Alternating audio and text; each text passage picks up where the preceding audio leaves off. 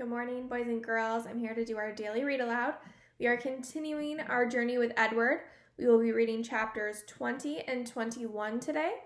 For those of you, this is for my ELA class, a reminder. If you missed this morning's Zoom at 10 a.m., you need to go back to our Google Classroom, watch the video of the Zoom first because it has some important information. It has the actual lesson in there. And then after you watch that, that is when you can complete the exit ticket. In the Zoom video, the recorded Zoom video that is on there, I read through the exit ticket. So you don't need to worry about not knowing what it says. I read right through it during the Zoom video. So make sure if you missed our ELA Zoom this morning, you get on there and you get that completed. So we are going to be continuing our journey with Edward today. Like I said yesterday, we were talking that it was pretty rough, sad couple chapters. So we are going to see where Edward ends up now. So if you remember, he was with Bryce because Sarah Ruth had passed away. She had stopped breathing. So now he was with Bryce, and Bryce is pretty upset. So we're going to see where they end up today.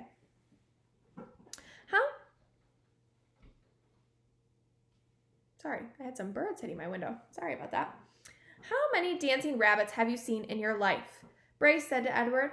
I can tell you have how many I've seen. 1, you. That's how you and me are going to make some money. I seen it the last time I was in Memphis. Folks put on any kind of show right there on the street corner, and people pay them for it. I seen it. The walk to town took all night. Bryce walked without stopping, carrying Edward under one arm and talking to him the whole time.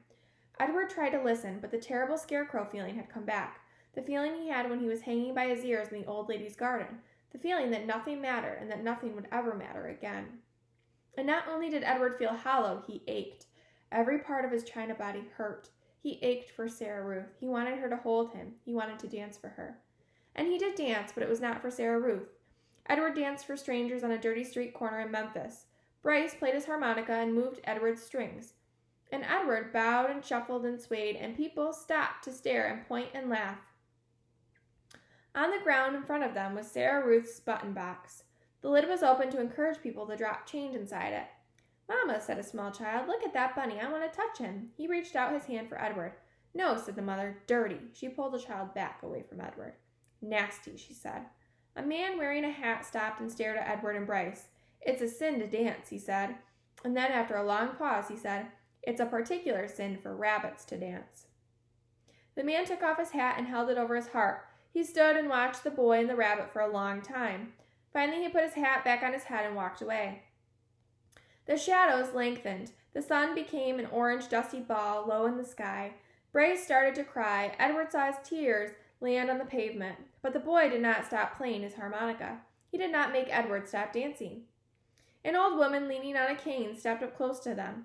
She stared at Edward with deep, dark eyes. Pellegrina? Thought the dancing rabbit. She nodded at him. Look at me, he said to her, his arms and legs jerked. Look at me, you got your wish. I have learned how to love, and it's a terrible thing. I'm broken. My heart is broken. Help me. The old woman turned and hobbled away. Come back, thought Edward, fix me. Bryce cried harder. He made Edward dance faster.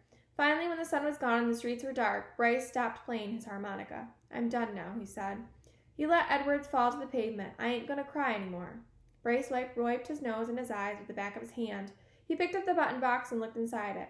We got us enough money to go get something to eat, he said. Come on, Jangles. Chapter 21. The diner was called Neil's. The word was written in big red neon letters that flashed on and off. Inside it was warm and bright and smelled like fried chicken and toast and coffee. Bryce sat at the counter and put Edward on a stool next to him. He leaned the rabbit's forehead up against the counter so that he would not fall. What are you going to have, sugar? The waitress said to Bryce. Give me some pancakes, said Bryce, and some eggs, and I want steak, too. I want a big old steak and some toast and some coffee. The waitress leaned forward and pulled at one of Edward's ears and then pushed him backward so that she could see his face. This is your rabbit, she said to Bryce. Yes'm, he's mine now. He belonged to my sister. Bryce wiped at his nose with the back of his hand. We're in show business, me and him. Is that right? Said the waitress. She had a name tag on the front of her dress. Marlene, it said. She looked at Edward's face, and then she let go of his ear, and he fell forward so that his head rested against the counter again. Go ahead, Marlene. thought Edward. Push me around. Do with me as you will. What does it matter? I am broken. Broken. The food came and Bryce ate all of it without even looking up from his plate. Well, you was hungry for sure, said Marlene, as she cleared away the plates. I reckon show business is hard work. Yes'm, said Bryce. Marlene tucked the check under the coffee cup. Bryce picked it up and looked at it and then shook his head. I ain't got enough, he said to Edward. Ma'am, he said to Marlene when he came back and filled up his coffee cup. I ain't got enough. What, sugar? I ain't got enough money. She stopped pouring the coffee and looked at him. You're going to have to talk to Neil about that. Neil, it turned out, was both the owner and the cook. He was a large, red-haired, red-faced man who came out of the kitchen holding a spatula in one hand. You came in here hungry, right? He said to Bryce. Yes, sir, said Bryce. He wiped his nose with the back of his hand. And you ordered some food and I cooked it and Marlene brought it to you, right? I reckon, said Bryce. You reckon, said Neil. He brought the spatula down on the countertop with its whack. Bryce jumped. Yes, sir, no, sir. I cooked it for you, said Neil. Yes, sir, said Bryce. He picked Edward up off the stool and held him close. Everyone in the diner had stopped eating. They were all staring at the boy and the rabbit and Neil. Only Marlene looked away. You ordered it. I cooked it. Marlene served it. You ate it. Now, said Neil, I want my money. He tapped the spatula lightly on the counter. Bryce cleared his throat. You ever seen a rabbit dance, he said. How's that, said Neil. You ever before in your life seen a rabbit dance? Bryce set Edward on the floor and started pulling the strings attached to his feet, making him do a slow shuffle. He put his harmonica in his mouth and played a sad song that went along with the dance. Somebody laughed. Bryce took the harmonica out of his mouth and said, he could dance some more if you want him to. He could dance to pay for what I ate. Neil stared at Bryce, and then without a warning, he reached down and grabbed hold of Edward. This is what I think of dancing rabbits, said Neil, and he swung Edward by the feet, swung him so that his head hit the edge of the counter hard. There was a loud crack. Bryce screamed, and the world, Edward's world, went black. Oh boy. So we will have to see what happens there with Edward.